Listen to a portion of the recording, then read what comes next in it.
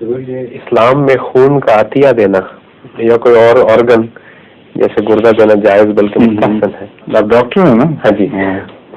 بلکہ وفات کے بعد آنکھیں، دل، پھیپھڑے، جگر، گردے، پینکریاس، انتڑیاں اور آج کل جسم جلد بھی ان کی وصیت کی جا سکتی ہے. لیکن حضور سوال یہ ہے کہ جسم سارا کا سارا پورا میڈیکل ایکسپریمنٹیشن کے لیے، انیٹمی کی تعلیم کے لیے اس کی اجازت ہے، خصوصاً عورت کے جسم کی؟ عورت کا جسم اگر زندگی میں ڈاکٹر کے سامنے ننگا ہو سکتا ہے تو اس کی اجازت ہے. ہاں اس کی اجازت ہے. جہاں خطرہ ہے وہاں اجازت ہے، جہاں خطرہ کوئی وہاں اجازت نہیں. یہ ضروری بات ہے، اس لیے اس پہلو کو اٹھائیں ہی نہ آپ. جو خدا تعالیٰ نے بنیادی سائنسی حقوق رکھے ہیں انسان کے اوپر اور انسان کے سائنس پر رکھے ہیں، وہ الگ مسئلہ ہے. ان کا شریعت کی ان باریکیوں سے تعلق نہیں ہے جو انسان کی عصمت کی حفاظت کے لیے ہے. اس میں عصمت کا کوئی تعلق ہی نہیں پیدا ہوتا. سمجھے؟ جہاں تک ذات کا خدمت خلق کے لیے پیش کرنا ہے، بنیادی اصول قرآن کریم کا یہی ہے کہ اعلیٰ زندگی کو ادنا کے لیے قربان نہیں کیا جا سکتا، ادنا کو اعلیٰ کے لیے قربان کیا جا سکتا ہے. یہ ایک اصول ہے بہت وسیع اور زندگی کے ہر پہلو پہ حاوی ہے. اسی کے تابع کوئی اپنی زندگی کو اپنی زندگی کے لیے خطرہ مول لے کر کسی اور کے لیے قربانی نہیں کر سکتا. بظاہر یہ اچھی چیز ہے، لیکن یہ اس قسم کی قربانی اس میں شامل نہیں ہے جو مثلاً جنگ میں انسان کسی کو بچانے کے لیے، ماں کسی بچے کو بچانے کے لیے آگے آتی ہے. بالکل اور مسئلہ ہے. یہ ہے کہ جانتے بوجھتے عام حالات میں، جبکہ اس کو جو خطرہ ہے یہ اس کے سامنے خود نہیں آ سکتی، لیکن وہ کہتی ہے میری جان لے لو اور میرا دل نکال کے اس کو دے دو. اس کی اجازت نہیں ہے. یہ قسم کی خودکشی ہے. اور زندگی کو دوسرے کی خاطر اس طرح قربان کرنا کہ اپنی مرضی سے کہہ دیا جائے کہ اس کو نکال کے اس کے سپرد کر دو، یہ جائز نہیں ہے. اور جیسے میں نے بیان کیا ہے، اس سے ادنا حالتوں میں مثلا گردہ نکال کے دینا ہے.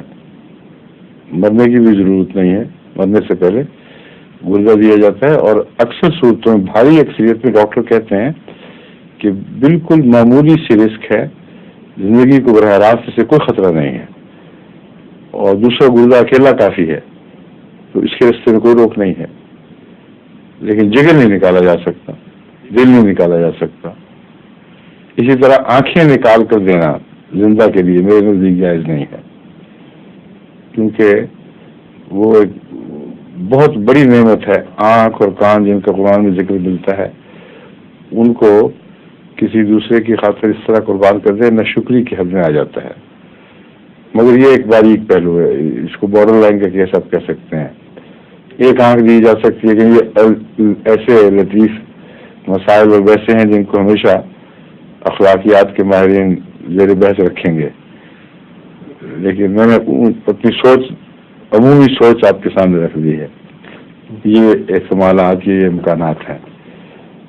مگر مرنے کے بعد دے دینا قطر اس کا کوئی حرج نہیں.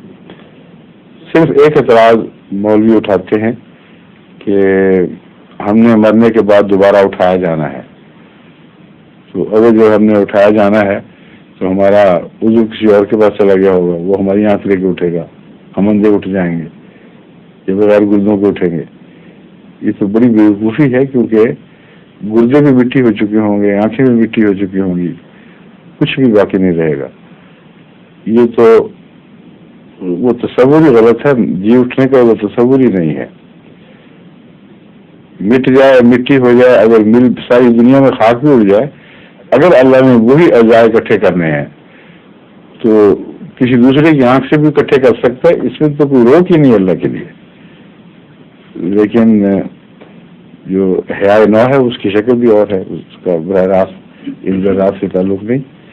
مگر تمثیلاً حدیثوں میں ذکر ملتا ہے کہ اللہ چاہے تو تمام ذرات کو، قرآن کریم کی آیات میں بھی ہے اور حدیث میں بھی ہے کہ مرزا کے وہ اس کا کافی سوال کیا کرتے تھے کیا ہم پھر بھی جی اٹھیں گے جبکہ ہماری ہڈیاں گل سڑ کے بوسیدہ ہو چکی ہوں گی اور ہم مٹی ہو گئے ہوں گے؟ اللہ تعالیٰ سے بتا ہاں وہ قادر ہے. تو قادر ہونے کی بحث اور ہے. چاہے تو اگر ویسا ہی جسم بنانا ہو تو اٹھا سکتا ہے، لیکن چونکہ ویسا جسم نہیں بنانا اس لیے اس کی ضرورت نہیں. کیونکہ قرآن کریم کی دوسری آیتیں بتاتی ہیں کہ ہم تمہیں ایسے جسم میں اٹھائیں گے فی ما لا تعلمون کہ اس کا تمہیں تصور بھی کوئی نہیں. تو کیا انسان کو اپنا پتہ نہیں کہ میں کیا ہوں، کس صورت کا ہوں؟ جس صورت میں چاہے گا اللہ اٹھائے گا، وہ ایک الگ بحث ہے. اس کا ان اعضاء سے کوئی تعلق نہیں جن کی آپ بات کر رہے ہیں. ٹھیک ہے، سمجھیے. ظہور مہدی آخر زمان